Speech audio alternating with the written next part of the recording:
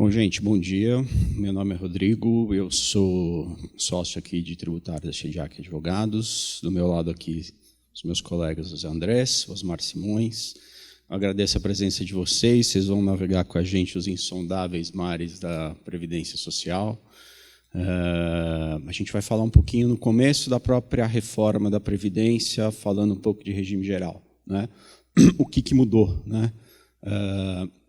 E depois a gente vai falar um pouco de remuneração. Eu conduzo essa primeira parte da exposição, e depois o meu colega aqui, o Osmar Simões, vai falar da remuneração, e o Zé Andrés, na verdade, ele vai ficar provocando a gente aqui, fazendo pergunta difícil para ver se a gente sabe mesmo de Previdência Social ou não. Acho que podemos começar, né? Vamos em frente. Acho que... Bom, vamos lá. Como é que eu montei a apresentação? Tá? Eu quis falar um pouco primeiro de por que a gente está reformando, né? Por que o sistema não se sustenta, né? Qual que é o problema da Previdência, né? Então, a gente vai falar um pouco qual a origem do déficit, o que a reforma está trazendo do ponto de vista do regime geral, ou seja, do regime privado, o que vai mudar do ponto de vista do regime privado, quais são as principais mudanças e quais são os impactos corporativos. Vamos expor um pouquinho quais são os eventuais impactos do ponto de vista das discussões judiciais que a gente tem hoje sobre a definição jurídica de remuneração, né? E depois eu vou soltar a bola aqui para o Osmar para ele falar de remuneração. Tá? Então, vamos lá. Bom, primeiro, o que é Previdência Social? A gente fala muito de Previdência Social, eu ando muito, tá? Vocês não liguem, a pessoa aqui do hotel falou que eu não posso passar daqui, então eu vou ficar olhando para baixo direto aqui para ver se eu não passo. O que é Previdência Social? A gente fala de Previdência, na verdade, é um seguro, né? Como qualquer outro, né? Ele é parte do Sistema Constitucional de Seguridade Social, né? Você tem um capítulo lá que começa no artigo 194 da Constituição Federal, que diz, olha, Seguridade Social, o que é? Previdência Social, Saúde e Assistência Social, né? E ele cobre, entre outras coisas, os eventos de morte, invalidez, doença e idade avançada. Ou seja, nós, os contribuintes, a gente dá dinheiro para a União Federal para que, num sinistro, eles venham e comecem a pagar a gente, ou seja, quando a gente tiver a idade avançada, a gente pare de trabalhar, a gente recebe o dinheiro, ou então a gente vale um evento de invalidez, recebe o dinheiro, a morte, a pensão, recebe o dinheiro, ou seja, nada mais é que um seguro público, né? O que a Constituição Federal exige? Observância do equilíbrio financeiro e atuarial, é exatamente o que a gente não tem hoje, a gente vai mostrar isso daqui a pouco. Tá? Com o seguro, e como qualquer seguro, ele é redistributivo. O que é redistributivo? Né? E isso é típico também do sistema de repartição, né? Onde os que trabalham sustentam o que não trabalham. Né? E eu sempre dou o exemplo do meu pai. Né? Meu pai é funcionário público e ele trabalhou até os 70 anos. Né? Meu pai foi pela expulsória, para a sorte da minha mãe, né? Porque... E ele diz assim, olha, eu dei muito lucro para a Previdência Social. Né? E, na verdade, isso não existe. Né? Ele contribuiu provavelmente 50 anos para a Previdência Social, só que o dinheiro que ele contribuiu mensamente, o governo gastava para sustentar os que recebem a aposentadoria. Né? O dinheiro, o sistema não é de capitalização, né? Ele é diferente. Né? O sistema de capitalização você pode ter na Previdência Complementar, na Previdência Pública não é esse sistema. É justamente esse sistema que é defendido pelo ministro Paulo Guedes, não é o nosso. Nosso sistema é de repartição, ou seja, nós aqui contribuímos para a Previdência Social, damos o dinheiro para a União Federal e a União Federal pega esse dinheiro e gasta com os que não trabalham, com os que estão afastados ou com pensão, né, com salário maternidade, etc. Esse é o nosso sistema. Né? E dentro desse sistema ele pode ser redistributivo, ou seja, se você tem um evento de invalidez ou de morte, você pode ter contribuído lá 2 ou 3 anos e passa a receber, ou a própria pessoa ou o cônjuge, a pensão. Né? E outras pessoas podem contribuir por muito tempo e ou não receber a aposentadoria, ou receber e vir a falecer e receber pouco dinheiro da União Federal. Então, você tem distorções naturais de um sistema de seguro. E vamos lá, por que a gente está reformando a Previdência Social? Por uma razão simples, o dinheiro está acabando, né? Esse gráfico aqui, que é da Secretaria de Previdência Social, que mostra como é que a evolução dos benefícios que a gente arrecada de contribuição e qual que é o nosso déficit, né? Essa é exatamente a posição em 2018. Vocês vão observar que o déficit ele vem aumentando, né? Aqui em 2009, você tinha uma posição razoavelmente parecida, de 384 para 310. Você tinha um déficit de 73 bilhões, e a gente está falando de bilhões aqui. Tá? A partir de 2015, o déficit avança demais. Né? Então, hoje, você tem um déficit de 197,8 bilhões. Expectativas para os anos seguintes. Agora, em 2019, entre agosto de 2018 e julho de 2019, já é de 204 bilhões. A Secretaria de Previdência ela lança mensalmente, ela apura o déficit, ela lança um PowerPoint lá, que é disponível. Se vocês tiverem curiosidade, vão lá e olhem. Você consegue observar qual que é o déficit mensal da Previdência. Né? Em 7 meses, ele já subiu 10 bilhões de reais. É um furo sem tamanho. Quer dizer, a gente está num problema. Né? Pior, né? A gente hoje tem uma emenda constitucional que é lá do governo Temer de teto de gastos, né? Ou seja, o governo federal ele não pode mais gastar muito dinheiro porque você tem um orçamento amarrado e ele só pode ser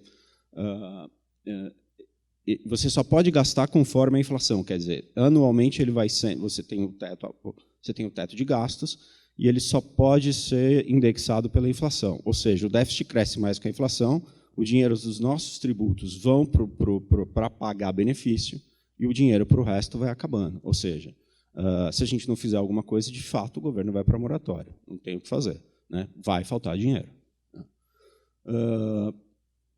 A previsão do governo federal para 2019, ou seja, daqui a 5 meses, nós estamos em novembro, 3 meses, contando de julho, que é de 5 meses, é que suba mais 10 bilhões. Ou seja, de 6 em 6 meses, esse déficit está subindo 10 bilhões. Tá? Os fatores de expansão do rombo na Previdência Social. A causa 1 é a gente não faz mais filho. A verdade é essa. O Brasil mudou muito. Né? Eu dei até uma entrevista rápida para o Migalhas e até fui achincalhado pelos meus amigos, que eu disse que tem alguma beleza na reforma da Previdência, mas de fato tem. E a beleza da reforma da Previdência é a seguinte, tá? E nós como sociedade escolhemos isso. O início do sistema previdenciário e como ele evoluiu, ele vai refletindo o que a gente é como sociedade. Né? O Brasil era um país rural, de gente muito jovem, né? E quando você tem gente muito jovem, você tem muito contribuinte. Você tem muita gente pagando, né? E você tem pouco aposentado. O Brasil hoje já não é um país jovem. Ao contrário, a idade média dos brasileiros vem crescendo. Né? E a gente já não tem muito filho. Né? Você olha a curva da taxa de natalidade / fecundidade dos brasileiros, é pequena. Né? Então, hoje, a verdade é que você tem poucos ativos e muitos inativos. E a taxa de inativo está crescendo muito. Né? Então, você provavelmente vai ter muito pouco contribuinte, né? E muito inativo. Então, vai faltar contribuição. Né? E tem alguns fatores para isso. Né? Escolarização, urbanização, televisão. Tem um estudo, eu li um livro do Paulo Tafner, que é o cara que mais entende de Previdência, e tem um estudo que diz que as novelas da Globo nos anos 90 diminuíram muito a taxa de natalidade. Provavelmente hoje são as séries da Netflix. Né? Eu fiquei 1 mês vendo Mad Men e não fiz mais nada. Então, provavelmente, a taxa de natalidade se explica muito por isso. Né? E a gente tem um outro fator. Né? Hoje a gente dura muito. Né? A sobrevida dos inativos é muito grande. Né? Quem passa dos 60 anos hoje no Brasil, que ainda é razoavelmente a média de quem se aposenta, né? Você tem hoje a aposentadoria por tempo de contribuição e a por idade, que é quem não atinge o tempo de contribuição. Ela é muito alta. As pessoas tendem a chegar bastante aos 80 anos e isso está subindo. Ou seja, as as pessoas se aposentam e duram bastante. Então, a gente está pagando mais dinheiro para quem se aposenta, né? Se as pessoas estão recebendo mais dinheiro. Então, a conta está subindo e a contribuição está descendo, né? Então, você tem uma diminuição da correlação entre inativos e ativos, né? Como não tem idade mínima, ou seja, neste momento em que a reforma ainda não está aprovada, as pessoas ainda não se aposentam com 65, 62 anos, na verdade, elas se aposentam com 30 e 35 anos de contribuição. A verdade é que quem começa a trabalhar, por exemplo, aos 18 anos, e, em tese, com 35 anos, sempre contribuiu, pode se aposentar com 53 anos. Se morrer com 83, fica 30 anos recebendo Previdência Social. É um tempo bastante grande, né? Resultado, pouco custeio e muito benefício. Causa, fato, resultado. A gente tem mais uma causa eventual, né? O Brasil está mal das pernas. Quando você está mal das pernas, você tem pouca formalização, né? Com a depressão econômica e falta de formalização, falta justamente contribuição previdenciária. Você não tem emprego, não tem contribuição. Não tem tributo. Não tem tributo, falta dinheiro. E tem mais um problema. A gente é muito burocrático, né? Ontem mesmo, eu estava vendo a entrevista do presidente, e o próprio presidente falou, olha, a gente é tão burocrático que se empurra as pessoas para a informalidade. E quando você empurra as pessoas para a informalidade, elas não recolhem o tributo, não tem contribuição. Então, a gente tem dois problemas, burocracia e, hoje, uma causa eventual, depressão econômica, né? Que está aqui, incentivo à informalidade. E mais, a gente tem o incentivo à pejotização, né? A contribuição ela é recolhida sobre salário, que, na minha opinião, é o pior tipo de contribuição que a gente pode ter, né? Ou seja, é natural que as pessoas tendam a procurar a forma mais barata. E aí falta contribuição de novo, porque você contrata a PJ e não a PF, né? Então, falta contribuição de novo. Resultado, o déficit não se resolve. Vou dar uma pergunta para o Rodrigo aqui. Rodrigo, você falou de efeito distributivo, né? O efeito distributivo ele faz sentido dentro do sistema de previdência, ou seja, você fazendo com que aqueles que estão contribuindo, os mais jovens, né, tenham os seus recursos aplicados para você pagar a contribuição ou pagar a pensão para aqueles que estão precisando, sofrendo um acidente, algum tipo de evento, né? Mas, no Brasil, o efeito distributivo ele tem algumas distorções, na medida que você utiliza recursos do orçamento não vinculados à Previdência para custear a Previdência, e você ainda tem, a meu ver, pelo menos, uma transferência enorme de recursos ou de contribuições do setor privado para o setor público, onde estão as maiores pensões, né? Então, o particular, aquele que está empregado pelo setor privado, contribui durante anos, né? E você tem enfim, todo um comprometimento do orçamento, com prejuízo aí à saúde, educação, segurança, para custear pensões altíssimas de funcionários públicos, né? Queria saber de você até que ponto esse efeito distributivo está sendo realmente implementado hoje em dia, ou se é só um conceito, uma coisa que deveria ser, mas que não está acontecendo na prática. Acho que a melhor resposta é não e sim. Porque hoje o déficit é tão grande, né, pelos dados que você tem hoje, que sim, você tem uma contribuição grande, né, a pensão dos servidores públicos, como ela é integral, pelo menos do regime anterior, né, antes da reforma do governo Lula, que foi 2003, essa turma que veio antes de 2003, eles têm o direito à integral, né? Então, principalmente essa turma, apesar deles contribuírem, eles não terem lá o limite do salário de contribuição, eles precisam de muito tributo, né? Eles precisam de muita complementação dos nossos impostos, né? Mas o fato hoje é que aquele gráfico que eu mostrei ali é só do regime geral, né? O próprio regime geral já não se sustenta, né? E o regime geral ele é muito maior que o regime próprio, né? E o regime próprio também não se sustenta. Então, a verdade é que é o cachorro correndo contra o rabo. Um regime não se sustenta e o outro não se sustenta também, né? O problema é do ponto de vista filosófico, na verdade, né? Eu não vejo filosoficamente, uma razão para que você tenha pensões com limitação no regime geral e pensões integrais no regime próprio, né? Problema de desigualdade de renda e não acho que do efeito distributivo, que hoje é ruim. Na verdade, o dinheiro hoje, nos dois regimes, você precisa de dinheiro do resto do orçamento da União para poder pagar as duas pensões, né? E no setor público, e a reforma fez isso, né? A reforma está aumentando bastante a contribuição dos servidores públicos para ver se eles entram em outro tipo de regime e não aguardem até os 65 anos, no caso dos homens, e 62 mulheres, para terem o benefício integral. Tem uma conta que talvez eles tenham que fazer lá.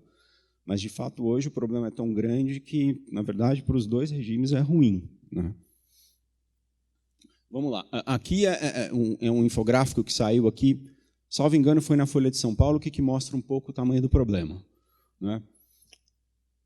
Específico da União Federal. Tá? A maior parte das despesas da União refere aos seus benefícios previdenciários com o regime geral e o regime próprio. Isso aqui é o tamanho da conta dos benefícios previdenciários com o regime geral. Quer dizer, isso tudo aqui é o produto do que a gente paga de tributo para a União.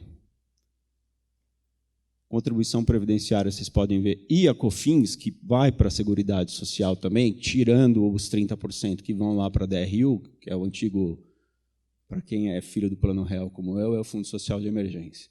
É isso aqui. Só que não é só isso aqui, né? Você tem isso aqui, que são os inativos, é exatamente o regime próprio, né? Ainda aqui você tem o BPC, que é assistência social. Abono e seguro-desemprego também é benefício que está dentro do sistema de seguridade social. Então, é um cano gigante, né? A gente tem, de fato, um problema em relação aos tributos, e a nossa contribuição previdenciária não dá para pagar tudo isso aqui, né? Então, no final do dia, sobra pouco para o importante, para a saúde e educação. Quando a gente reclama de pagar plano de saúde e escola, é exatamente porque não falta dinheiro. Geralmente, a União não tem dinheiro para poder pagar isso daí. Então, vamos lá, vamos agora para o que de fato muda, né? O projeto de emenda constitucional, que é o 619, isso é importante dizer, a reforma da Previdência começa com uma reforma de matriz constitucional, né? Ela emenda o texto constitucional que a gente tem hoje, né? Ela foi aprovada na Câmara e tramita agora no Senado Federal. Primeira modificação para a gente, né? Na contribuição dos trabalhadores. Ela institui a progressividade das alíquotas da contribuição. Essa é a redução atual do artigo 195.2 da Constituição Federal, que diz o seguinte: Seguridade Social será financiada, trabalhadores de mais Seguridade e Previdência Social, não incidindo contribuição sobre aposentadoria e pensão concedidas. Ela muda um pouquinho aqui a redação, dizendo que poderão ser adotadas alíquotas progressivas de acordo com o valor de salário de contribuição. O que vai resultar no seguinte... Opa! Calma, Rodrigo. O que quer dizer o seguinte: hoje é isso aqui que a gente usa quando paga um avulso ou paga um trabalhador. Quer dizer, a empresa, quando vai lá e paga o trabalhador, é essa a retenção que ele faz, né? Você tem o salário de contribuição, que a empresa faz a retenção, mas isso é a carga do trabalhador, né? Até 1.751 ele paga 8%, né? Você tem a faixa 8, 9 e 11, né? E tem o reajuste anual pelo INPC, né? Que é de lei, né? Essa é a tabela 2019, né? A tabela vai passar por isso aqui, que é o artigo 27 da PEC, né?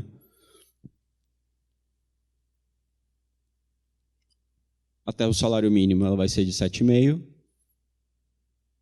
até 2.000 de 9%, de 2001 a 3.000 de 12%, e de 3.000 até o limite do salário de contribuição, 14%. Tá? E aí é importante dizer, essa progressividade ela vai ser parecida com o do imposto de renda. No imposto de renda você tem lá as faixas, né? Onde você pega cada parte do que as pessoas recebem, da renda das pessoas, e a alíquota incide sobre aquela renda, né? E vai ser exatamente igual aqui na contribuição previdenciária, né? O que quer dizer o seguinte: e aqui é uma projeção do Ministério da Economia, tá? Está no site do próprio Ministério, que a alíquota vai ser essa aqui. Não vai ser tão diferente assim. Tem algumas coisas para olhar aí, tá? Para pessoas de menor renda, ela vai ser um pouquinho menor, para pessoas de maior renda, ela vai ser um pouquinho maior, tá? Importante, essa aqui é uma sugestão que está na PEC, isso aqui pode mudar bastante, porque isso é uma previsão que está no próprio projeto de emenda constitucional, dizendo o seguinte, olha, enquanto a Lei 8.212, que é a que regra o custeio da Previdência Social aqui no Brasil, não for modificada, eu sugiro que vocês usem isso daqui. Ou seja, se a PEC passar, isso aqui vai continuar sendo, isso vai passar a ser utilizado, né? Agora, ele passa isso aqui para o legislador ordinário. Quem regra a contribuição é a lei ordinária. Pode ser que o legislador ordinário, a seguir a reforma da Previdência e a reforma da Previdência, tem uma série de delegações para o legislador ordinário e complementar para regrar a reforma da Previdência. Pode ser que ele aumente isso bastante, né? Ele instituiu progressividade. Essa aqui é para a gente começar a brincadeira. Pode ser que mude bastante, pode ser que aumente, né? Pode ser que aumente. Essa tabela, inclusive, ela foi utilizada para os servidores públicos, tentou ser utilizado num projeto de reforma recente, e teve um problema lá no Supremo Tribunal Federal, né? Os servidores públicos entraram contra a reforma e o ministro Lewandowski deu uma liminar, dizendo, olha, se não me engano, acho que foi confisco o argumento dele nesse caso. E não foi para frente, e no final o próprio projeto não foi para frente, né? Então, acho que a gente vai ter um pouco de discussão sobre isso. Mas o importante é entender o seguinte, isso aqui é um primeiro desenho que o legislador constitucional está dando ali para dizer, olha, começamos assim, pode ser que isso aqui aumente, tá? Ou seja, pode ser que as nossas contribuições aumentem. Dúvida? Outra pergunta para o Rodrigo aqui. Enfim, com a PEC e a reforma o alargamento da base, que é o que promove o artigo 95 novo, na nova redação, né? Em que medida você acha que isso compromete o conceito tradicional de que as contribuições devem incidir sempre sobre o trabalho ou serviço? Porque eles jogam ali uma redação meio marota, de qualquer natureza, né? Tentando. Minha dúvida é o seguinte: até que ponto, na tua avaliação, você acha que isso vai pegar qualquer tipo de pagamento, né, feito a qualquer título, para qualquer pessoa vinculada à empresa, inclusive stock options e outros tipos de remuneração, ou isso vai continuar sendo vinculado a trabalho e serviço como é hoje em dia? Eu acho que continua do mesmo jeito, né? Perdão.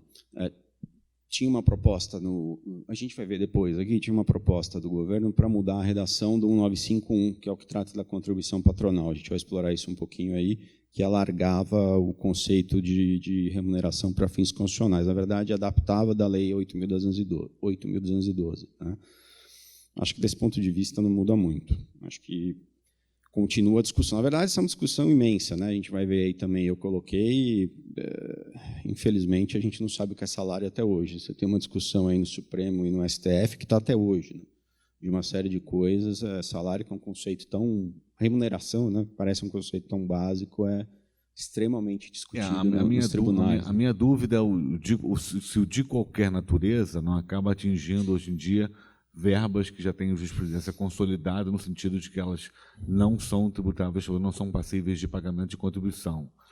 A bônus e outros hiring bônus, né? Porque esse não tá por acaso, né? De qualquer natureza ali, não foi jogado por acaso. Né?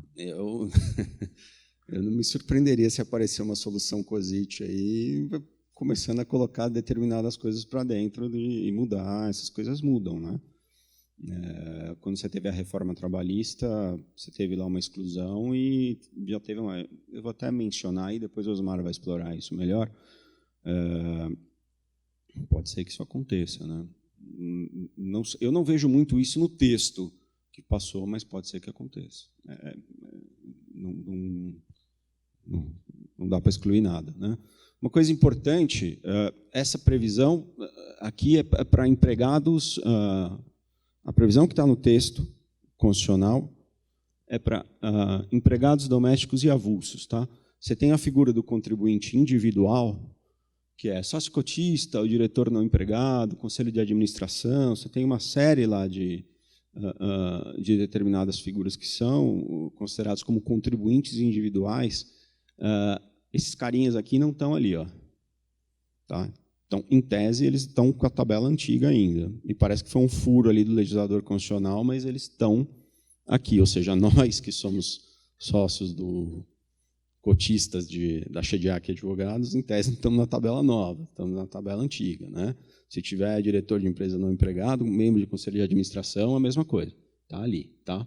Na tabela antiga. Então, provavelmente, quando a reforma for aprovada, a gente vai ter duas tabelas. Me parece que não viram isso aí direito. Né?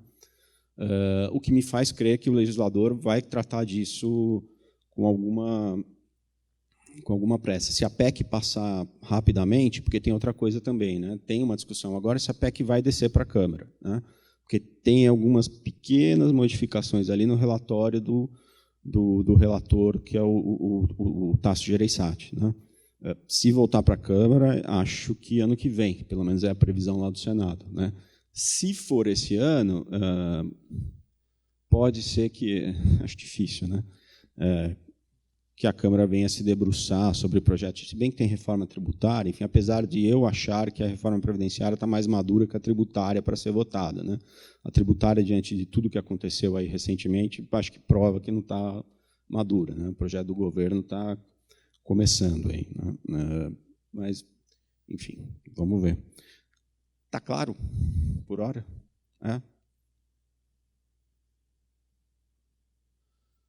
Bom, e contribuição patronal? Bom, você tinha no projeto original a modificação do artigo 195.1 da Constituição Federal, que é justamente do que eu dei uma adiantada aqui. Né? A redução atual do artigo 195, que é exatamente essa, que funda a contribuição patronal, o famoso 20%, ele diz isso aqui, ó. Folha de salários e demais rendimentos do trabalho pagos ou creditados a qualquer título à pessoa física que lhes preste serviço, mesmo sem vínculo empregatício. A redação original da PEC, o projeto que saiu lá do Ministério da Economia,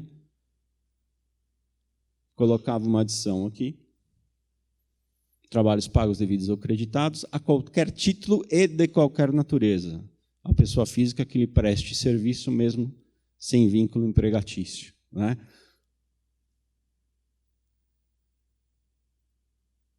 Olhando a redação do artigo 22 da 8.212/91, que é justamente aqui a lei da contribuição patronal, ou seja, dos 20%, o devidas já estava ali. Né?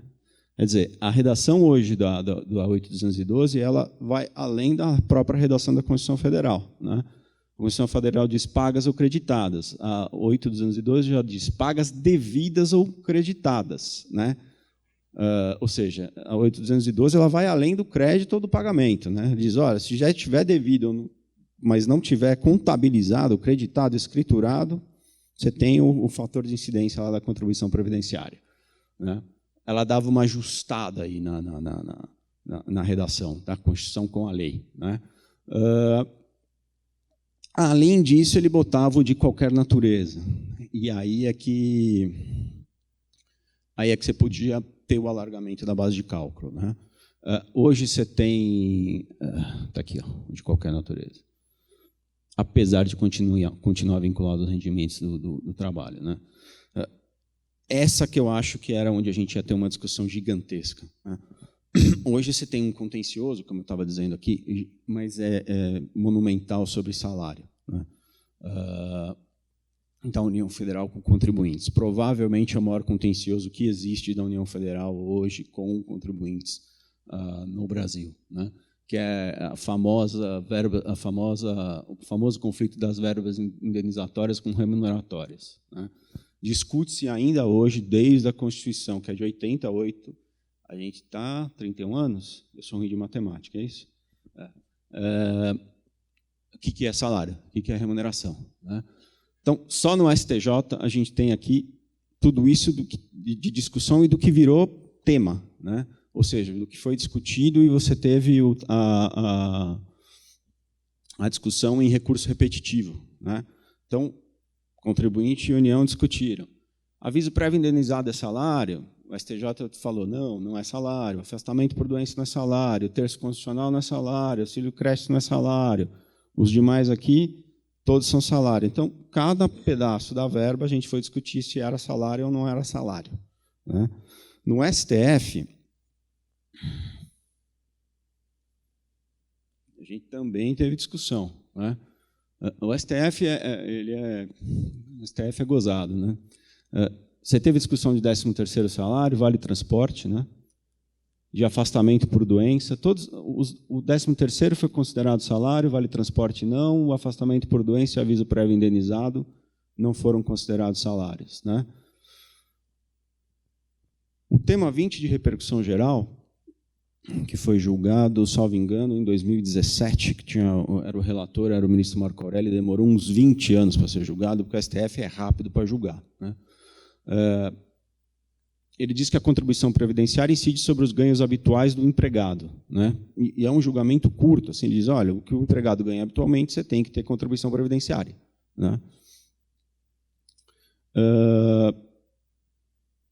E não definiu o que era. Quer dizer, pareceu mais bagunçado ainda, né? E hoje o STF vem dizendo, olha, essa questão de indenizatória com remuneratório, ou seja, tudo que você paga, eu não quero mais analisar, né? Eu acho que isso aqui é infraconstitucional. Se você quiser discutir cada uma das verbas, você tem um tema 908 que foi julgado com relatoria do ministro Fux, foi lá em 2016, dizendo, olha, isso aqui não é constitucional.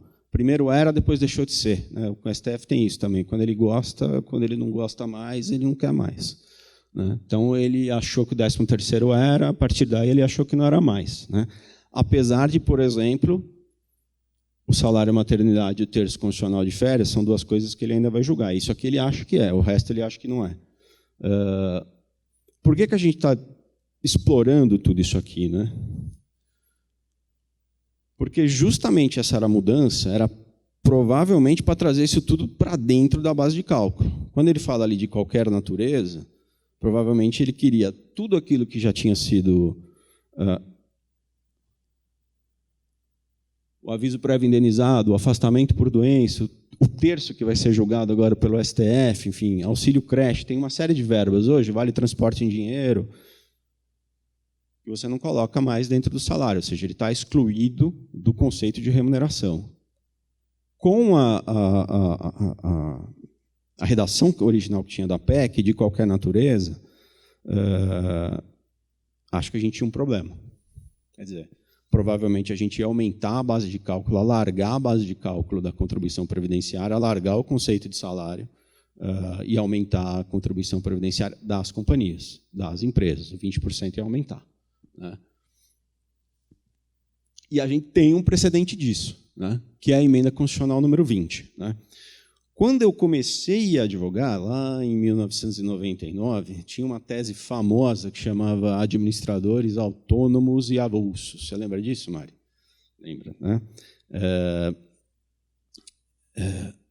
Essa tese era a seguinte, na redação original do artigo 195, ele dizia, olha, os rendimentos da folha de salários, né? Era a redação original da Constituição Federal.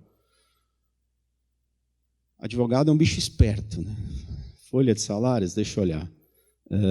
Administrador não é folha de salário, né? Autônomo não é folha de salário. E aí criou-se a tese do autônomo administrador. Essa tese foi vencedora, ganhou no STF. E antigamente você podia inclusive fazer compensação de tributo com liminar, né? Então, quando eu era estagiário, eu cansei de ir aqui na Justiça Federal, protocolava, era em papel, né? Esperava subir, ficava lá sentadinho, saía a liminar do juiz e voltava, porque você tinha essa tese que era absolutamente vencedora. E aí a empresa ia lá e fazia a compensação, né? O que o governo fez? Pegou a emenda constitucional número 20 e consertou isso, né? Falou, olha, é folha de salários de mais rendimentos do trabalho, inclusive, blá, blá, blá, blá. E aí ele botou todo mundo para dentro. Quer dizer, ele falou, olha, agora não é só folha de salário, não é um empregado comum, é folha de salário, os administradores, os avulsos, os autônomos, todo mundo entrou na contribuição previdenciária, né? provavelmente era justamente isso que a emenda também queria fazer, né? Botar esse tipo de verba que estava fora da incidência da contribuição previdenciária para dentro. Ou seja, companhias teriam provavelmente um aumento de carga, né? E talvez isso influenciaria, inclusive, na discussão judicial que ainda existe sobre algumas verbas no STJ e no Supremo Tribunal Federal, né? No Supremo você tem ainda lá o salário maternidade e o terço constitucional de férias, né? Só que a modificação foi rejeitada. Esse é o próprio parecer do relator Samuel Moreira, e ele diz exatamente o seguinte, quer dizer, qualquer natureza é uma expressão demasiado ampla, poderia gerar espaço para cobrança de valores referentes a ressarcimentos de alimentação, transporte, entre outros. Ou seja, ele fala justamente de ressarcimentos e efetiva remuneração. Ele vai no ponto, assim, o relator vai ao ponto, quer dizer, ele está discutindo exatamente o conceito de salário e fala, olha, se a gente botar qualquer natureza, talvez eu esteja dando uma grande chave para a União abrir a cadeia aí e tirar dinheiro de todo mundo e começar a tributar, inclusive, o que não é salário, o que é ressarcimento, né? E não passou. Quer falar? Pergunta para o Rodrigo de novo, vamos lá, provocação. Tá? A gente, enfim, não tinha ambiente político na época em que isso aí foi votado, né? Talvez o ambiente político seja um pouco diferente hoje, e vamos imaginar, então, que a PEC, com essa redação, como de qualquer natureza, passe, né? A gente sabe que uma PEC pode ser também inconstitucional, né, à medida em que ela não se harmonize com os outros dispositivos da Constituição. Com o próprio conceito constitucional de renda, daquilo que é acréscimo patrimonial, né, a questão do princípio do não confisco. Na sua opinião, se passar a redação da PEC, tal como ela está hoje em dia, com esse alargamento de base, assim, que é quase um cheque em branco para cobrar qualquer coisa, isso é passível de questionamento com relação à constitucionalidade ou não? Ela não foi na Câmara, né? Imagina, no parecer do Tasso Gereissati também não passou, só para colocar como fato. Se passasse, acho que a gente ia ter uma boa discussão, né? Acho que ia ter uma excelente discussão e tecnicamente eu acho que não tenho dúvida nenhuma. A gente está tratando de, por exemplo, vale transporte de dinheiro é uma boa, acho que é um ótimo exemplo, né? Eu dou dinheiro para você ir voltar do trabalho, você gasta com o ônibus, com o trem, seja lá o que for, ou seja, não é renda tua, e vou cobrar contribuição previdenciária sobre isso, não faz nenhum sentido, né? Acho que seria pensando do ponto de vista técnico, acho que seria excelente para a gente discutir, assim, para nerd de tributação de renda, que nem a gente, acho que seria legal, mas me parece absolutamente inconstitucional, né? Não tem nada a ver com renda, que é um conceito importante também, né? Para contribuição, conectado com contribuição previdenciária, né? Mas, de fato, não passou, né? E o que quer dizer isso daí? Provavelmente, né? E aí vai um pouco com o que a gente está discutindo aí, principalmente do ponto de vista de reforma tributária, né? Será que a gente está indo para a desoneração da folha de salários?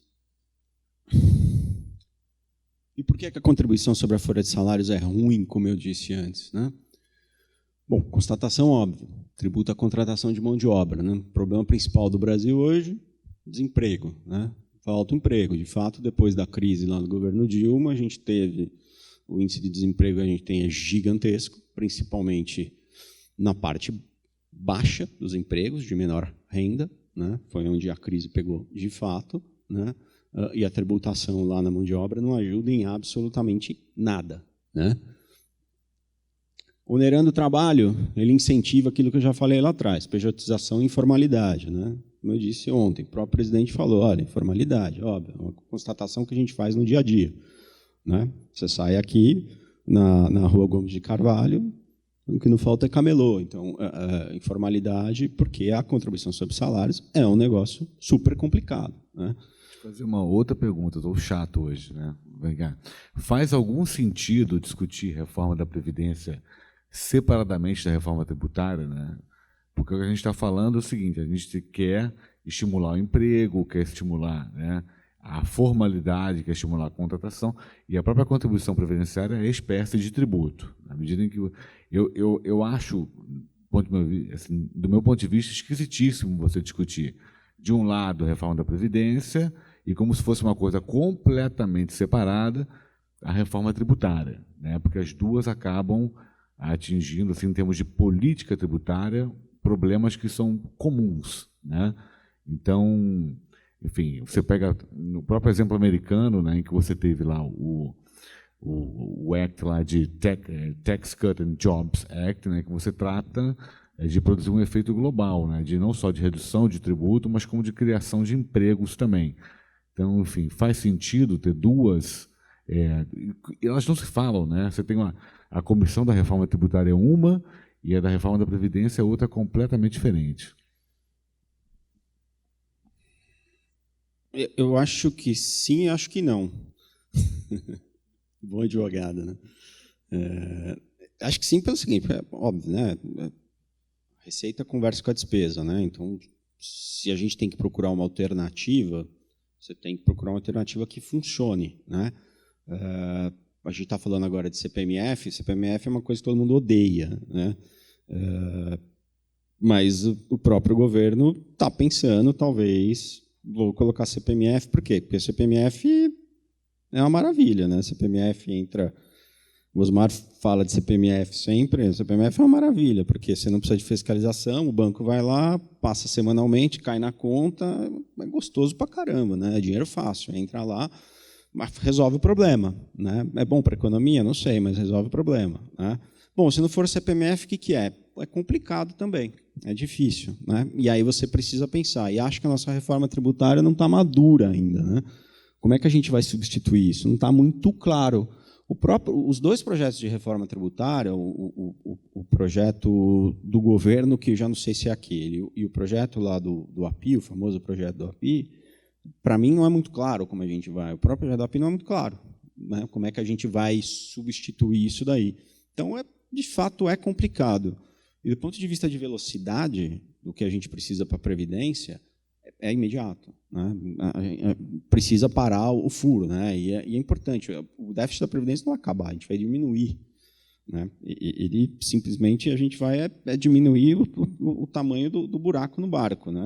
A gente vai lá bater a madeirinha, mas o buraco vai continuar, né? Então, diante da velocidade, acho que diante da maturidade da reforma da Previdência, acho que como sociedade a gente percebeu que precisava fazer alguma coisa, né? Era evidente, assim, né? Já é uma coisa que vinha do governo Temer, já tinha lá 2, 3 anos, enfim, pensando. Agora, não tem dúvida, né? A gente precisa entender, porque a contribuição sobre folha de salários é horrorosa. E é horrorosa por quê? Porque ela se acumula na cadeia de produção, né? Ela é cumulativa, né? Inclusive para exportação, né? Que é uma coisa proibida até pela Constituição Federal, né? E é um conceito básico de direito tributário internacional. Você não onera a cadeia de exportação. Contribuição previdenciária é um dos poucos tributos que onera a cadeia de exportação. E quanto maior a cadeia, quer dizer, com os produtos de maior valor agregado, né? Por exemplo, fazer computador. É complicadíssimo no Brasil, né?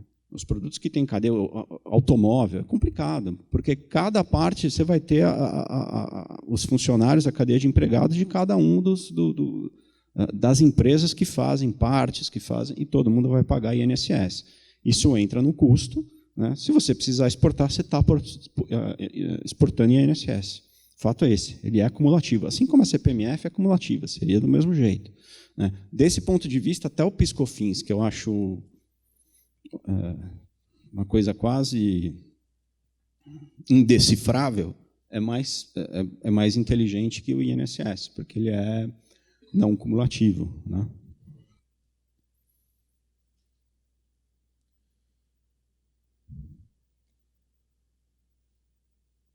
Bom, aqui está o tamanho do peso, né, da contribuição previdenciária.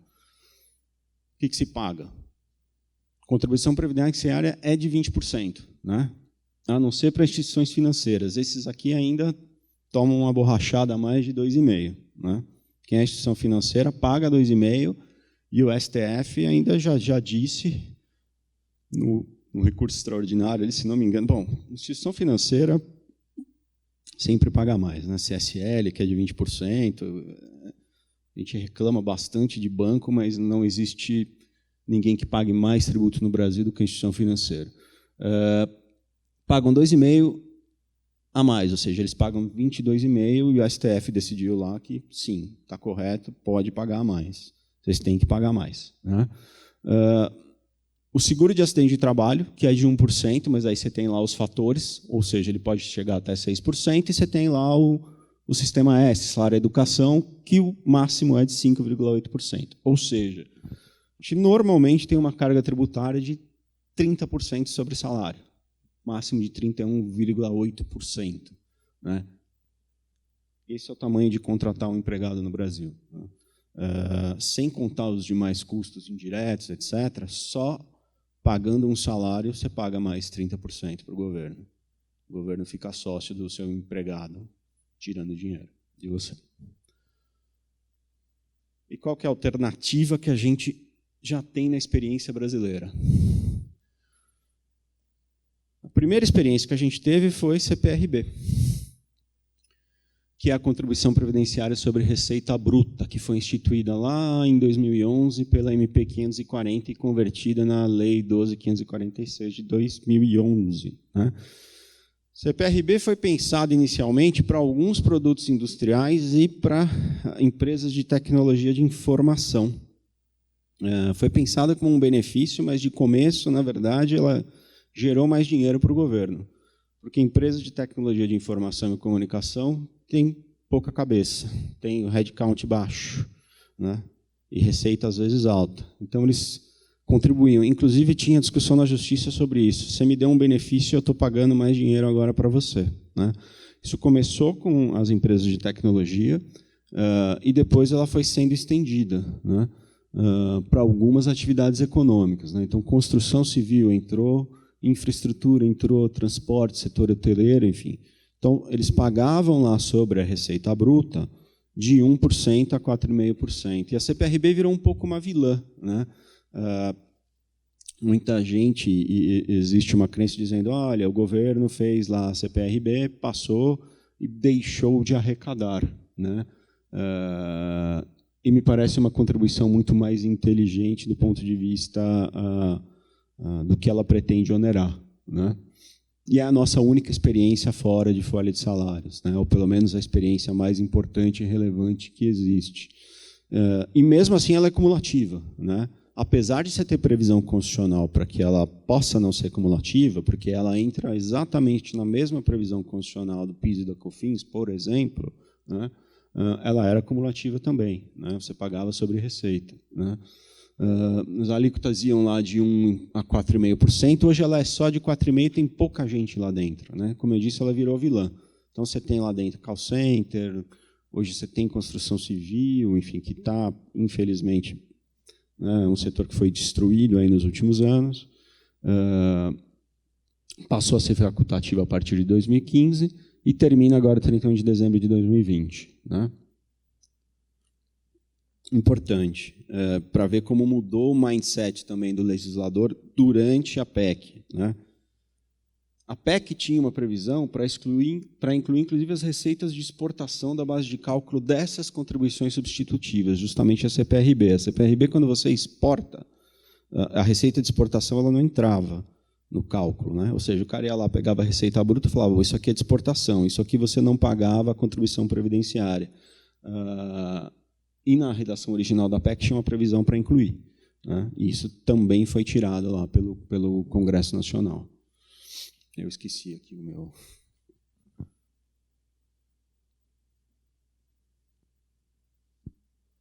Está muito chato, ninguém falou nada. Eu sei que o assunto é chatíssimo, Previdência Social, eu vou ter que fazer uma confissão pública, assim, e eles até tiram sarro de mim. Eu sou apaixonado por Previdência Social e contas públicas, que é praticamente uma tara, né? Um defeito de caráter. Então, eu fico falando aqui, até me animo com essas coisas, e eu sei que falar disso, que horas são? 9h30 é uma coisa dura, mas se tiver muito chato, vocês, por favor, falem, porque, às vezes, quem gosta das coisas não entende que é chato. Tá? Bom, modelos de reforma da Previdência. A proposta do governo federal é aquela que a gente estava falando agora, contribuição sobre pagamentos, que é basicamente a CPMF, né? Que era a incidência sobre movimentação financeira. Cumulatividade permanece atrelada à tributação. Diante do que aconteceu, já não sei o que vai acontecer, demissão aí do secretário da Receita Federal, acho que estamos na nuvem, né? E você tem outras propostas rodando por aí, né? Você tem a proposta de IVA, e IVA foi a contribuição previdenciária, principalmente no modelo europeu, ela foi para o IVA em alguns países em 2008, quando você teve a crise mundial, né? Justamente, exatamente porque também lá você tinha um modelo de folha de salários, né? Como todo mundo foi para o buraco, eles pensaram o óbvio, né? Exatamente o que a gente precisa pensar aqui também. Falou, olha, preciso de formalização, preciso de empregado, preciso de renda, vamos para o modelo de IVA, né? Ou seja, de consumo, vamos tributar consumo. E, de fato, funcionou. Se você olha o gráfico de contratação, e existem estudos que vinculam a contribuição previdenciária, o efeito da contribuição previdenciária sobre contratação, ele funcionou num ambiente específico de Europa, né? E tem o modelo, a proposta que eu até falei agora, que é do modelo do API, que é a contribuição patronal limitada ao salário de contribuição. Ou seja, você teria duas contribuições iguais, uma do funcionário e uma da empresa limitada ao salário de contribuição, e um dinheiro adicional viria provavelmente do imposto de renda. É uma conta que, na minha cabeça, acho que não fecha. Acho que, nesse modelo de reforma tributária, provavelmente ele vai ter que ser... eu acho esse modelo muito bom do API, né? Não sei o que vocês acham, acho que eu acho o melhor deles, mas especificamente para a contribuição patronal, não acho muito feliz ainda. Ou pelo menos eles não conseguiram pensar direito, né? Quer fazer outra pergunta? Não? O que mais foi aprovado na reforma da Previdência, né? Você tem a redação do artigo 195, parágrafo 9 da Constituição Federal, que proíbe a adoção de bases de cálculo diferenciadas para contribuições patronais. Ela permite as alíquotas diferenciadas, como aquelas das instituições financeiras, ou seja, as alíquotas deixa, as bases não. Então, vai continuar sempre lá, folhas de salário, etc. Ela não deixa que você utilize outro tipo, não deixa você redesenhar dentro da folha de salário, vai continuar mesmo, agora você tem previsão constitucional. Antes deixava, né? Você poderia fazer isso, agora não pode mais. Ele só vai deixar a alíquota diferenciada, que já está, inclusive, referendada pelo Supremo, o que é um problema. Pode ser que eles aumentem essa contribuição se a gente continuar no modelo de folha de salário, né? Você tem lá na Constituição dizendo, olha, por atividade econômica, tem lá as possibilidades de aumentar. Pode aumentar, né? E você tem aqui a nova redação do artigo 195, parágrafo 11, que coloca na Constituição Federal a proibição de realização de parcelamento de débitos previdenciários com prazo superior a 60 meses, né? Do ponto de vista de Receita da União, Refis e PERT é um desastre. É ótimo, às vezes, para o contribuinte, e, de fato, às vezes é até vital. A gente que passa aqui no dia a dia sabe, e a gente já passou por alguns, né? Bom, no final do governo Dilma, teve uns 4 num ano, né? Teve mudança assim, de tudo que é jeito. Mas, do ponto de vista, principalmente da Seguridade Social, é um problemaço, né? Porque falta dinheiro de fato, o dinheiro não entra, né? Então, ele está botando na Constituição, o legislador falando, olha, contribuição patronal e contribuição do empregado, 60 meses. Não pode mais que isso, que é o tal do parcelamento simples. Os programas do tipo de refis já eram, não existe mais. Então, a gente vai ter simplesmente os 60 meses lá, que é o parcelamento que você pode fazer hoje com contribuição, né, que é da Lei 10.522. Agora, o programa refis, se vier aí pela frente, acho que a gente está num ambiente político e econômico que não permite mais o refis, não sei qual a opinião de vocês, mas acho que hoje vai ser difícil a gente ter um programa assim nos próximos anos. Com contribuição previdenciária não vai ter mais, né? Vamos ficar limitado nos 60 meses, né?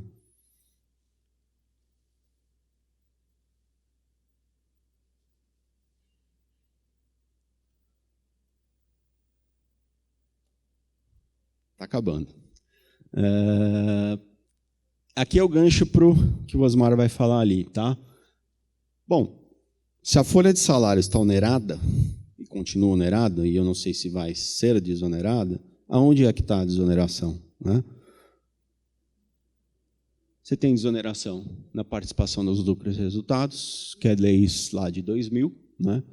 A lei 10.101 prevê lá a desoneração do que você paga como PLR, dentro dos critérios da lei, que são um problema. A gente vai ver que o contencioso de PLR é gigantesco. No CARF, provavelmente, é o maior contencioso que existe de contribuição previdenciária. Tá? Previdência complementar, desde 97. Aquilo que a empresa contribui para a previdência complementar, e o Osmar vai falar bastante disso, está também desonerado, né? Os prêmios e abonos, que era uma discussão que você tinha bastante antes da reforma trabalhista, e vai continuar tendo, na minha opinião, depois da reforma, porque a reforma, apesar de ter excluído, vai continuar o mesmo problema, né? Porque a Receita Federal não quer perder esse trenzinho aí. E o seguro de vida em grupo, né? Apesar de ser tudo desonerado, como tudo que é desonerado no Brasil, a Receita Federal cria problema para tudo, né? Então, você tem um contencioso administrativo e judicial sobre todos esses temas aqui, né? PLR, que está aqui, você tem um grande número de julgados sobre questões formais de mérito, principalmente formais, né? A gente já viu aqui em auto de infração de tudo, né? O sindicato não assinou, foi assinado no mesmo ano, no ano posterior. Tem que olhar com lupa para fazer PLR, né? Você tem os prêmios e abonos, né? A questão da habitualidade. O hiring bônus é uma coisa que é discutida bastante no CARF. E agora, recentemente, em maio, salvo engano, você teve a solução do COSIT, o 151/2019, que trata justamente da questão do prêmio e abono na reforma trabalhista, né? Na reforma trabalhista, não sei se foi claro, os prêmios e abonos tiraram a mudança da legislação do artigo 457 da CLT, tirou prêmios e abonos do conceito de salário, né? E aí você teve agora a solução COSIT, que é uma solução de consulta da Receita Federal, que definiu o que é o prêmio por desempenho superior, né? E, na minha opinião, deu uma restringida lá no que é o prêmio e abono, né? Você tem a previdência complementar, que também você tem um contencioso, porque a lei complementar sobre previdência fala que você tem que oferecer quando empresa para todos os funcionários. Também tem discussão isso no CARF. Olha, quando você não oferece para todos os funcionários, eu não vou te dar a não incidência. E tem o seguro de vida em grupo, onde você tem aqui a definição judicial, que é do STJ, né? E precisou ir para o STJ por quê? Porque a Receita Federal inventou ali para cobrar contribuição previdenciária sobre isso, que precisava ter em acordo coletivo, e o STJ disse, não precisa ter nada disso, não é requisito de lei, e a própria PGFN agora, bastante recentemente, inclusive, soltou essa nota aqui, dizendo, olha, não tem, estou conformado com o que o STJ decidiu e vamos em frente, não vou mais entrar com recurso em relação a isso. Isso aqui é só começo, tá? Depois o Osmar vai falar bastante disso. A gente fez uma coisa meio João Kleber aqui. Eu falo da parte ruim, faço um suspense, e o Osmar fala da parte boa ali. Bom, e onde está o fato mais importante de tudo isso aqui que eu falei, e assim eu termino a apresentação, é que todo mundo vai se aposentar mais tarde, pelo menos quem está no regime geral, né? E também quem está no regime próprio, né? Quem está no regime próprio dos servidores, né? O regime próprio, na verdade, você já tem já há bastante tempo uma idade mínima, né? Que é de 60 e 55, no regime da União Federal, né? No regime próprio você ainda não tinha, agora a gente vai ter. Então, vamos nos aposentar com 65 anos hoje. Antes disso, não vai dar, não tem mais jeito, né? Pelo menos quem não entra na regra de transição. Você tem lá as regrinhas de transição para quem contribuiu ou está perto de se aposentar, né? a idade mínima é fundamental. Acho que muda bastante coisa, né? E por que muda, né? Porque as pessoas vão ficar mais tempo trabalhando, né? Acho que a relação dos empregados com as companhias vai mudar bastante. Isso vai influenciar diretamente na forma de remuneração que ele quer ter com uma companhia, né? Acho que ele vai começar a pensar um pouquinho do ponto de vista de prazo maior, né? Hoje a gente pensa muito do ponto de vista do salário, né? Como, por exemplo, mulheres que têm prazo de contribuição de 30 anos, quem começa a trabalhar com 20 anos, em tese, com 50 anos, pode se aposentar. Talvez não faça tanto sentido, e mesmo para homens com 35, com 55 anos, talvez não faça tanto sentido você pensar no longo prazo. Isso muda muito. Isso muda muito. Isso vai mudar também para os funcionários e acho que muito para as políticas de RH das companhias, porque as pessoas vão ficar mais tempo trabalhando, vão ter que estar mais tempo dentro da companhia, né? Tem muita gente que acaba ficando, né? Eu conheço muita gente que se aposenta e continua trabalhando dentro da empresa, né? Mas acho que as políticas de remuneração talvez tenham uma boa modificação, ou pelo menos a forma de pensar a remuneração se modifique, porque com a idade mínima a gente vai precisar ficar mais tempo, no nosso caso, na frente do computador, né? Ou no púlpito. Então, acho que esse é o ponto fundamental da reforma da Previdência, é que eu tenho 43, tenho 22 anos ainda pela frente de trabalho, né? Vou conversar lá com a Chidiac Advogados para ver como é que a gente vai... O quê? Já. Ótimo. Gente, é isso. Eu acho que a primeira parte é essa.